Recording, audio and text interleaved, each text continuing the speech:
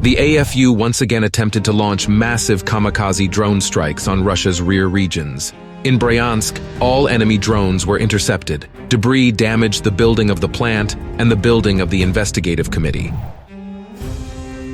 One of the drones was intercepted on the outskirts of Moscow in the Rusa district. After exposure to electronic warfare equipment, the drone lost control and crashed in the village of Lukino. The civil-military airfield in Pskov was subjected to the most massive attack.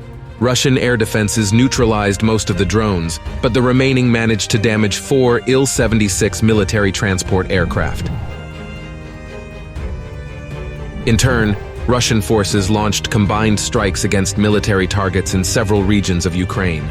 In Kiev, explosions occurred in the Fastivsky, Bukhanska, Shevchenkivsky, and Darnitsky districts. The AFU have launched massive strikes on populated areas of Donbass.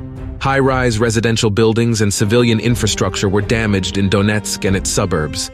1 person died, at least 9 others were wounded.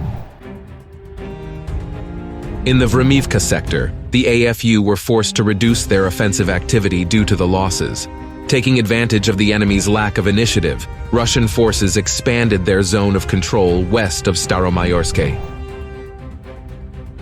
In the Orikhiv sector, the AFU were able to slightly advance northwest of Verbov. Nevertheless, statements by Western journalists about the breach of the Russian forces' first line of defense do not correspond to reality.